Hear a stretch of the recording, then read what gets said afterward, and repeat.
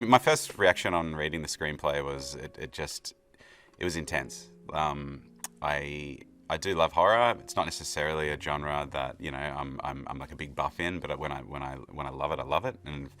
And this script, I couldn't put it down. What I did see in it is vision and somebody who has an idea of how to really shake the audience, but also it looks like somebody had just it looked like it was made by someone with a vision and ambition and had a good sense of like timing and knew how to utilize VFX. And it just felt like there was a filmmaker in there that needed to grow and like kind of come out and be able to get another opportunity, and I'm glad he did. So we're with Rose for basically every scene, and she goes from one traumatic event to the other to the next, and it just keeps elevating. So it was kind of a combination of like being very wide and utilizing the environment, wide lenses, maybe a little bit more depth of field, having her small in frame, and then juxtaposing that with being right in there. Usually on a wide lens still, to be sort of for it, it's just intense. So you still see quite a lot of depth around her, and you sort of don't know what's going to be, again, sort of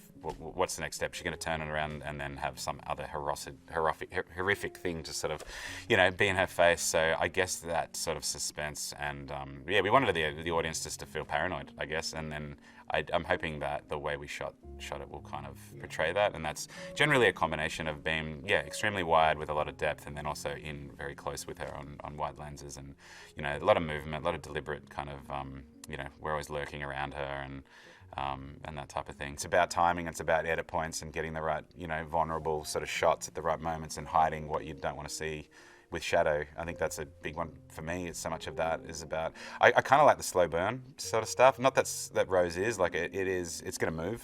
It definitely is going to move, but I think the way the scares and things are set up, it's more about just moving slowly through that, and then maybe something will happen quickly, but it's not this like sort of constructed jump scare. I don't know. Maybe some of that. I think there.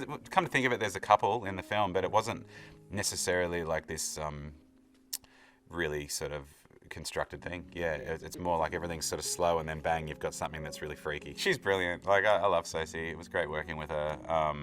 But for her to bring that energy to set every day and just be jumping in and out of scenes with for all different levels of despair, from outright an outright breakdown through to just being miserable and depressed. It's like it would have taken its toll. Like she did a great job, and I'm either on the camera or like looking very closely at the monitor, and I'm seeing consistency there, and I think that would be so difficult, to be having some panic attack one day, and then a week later you've got to pick it up to the next scene and then come in from that and be like, okay, cool, ready to go.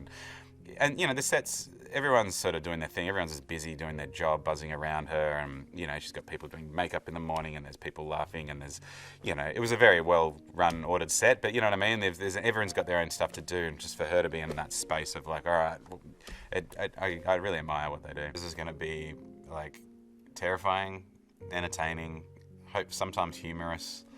I hope. I don't know. Maybe I've got a sick sense of humor, but.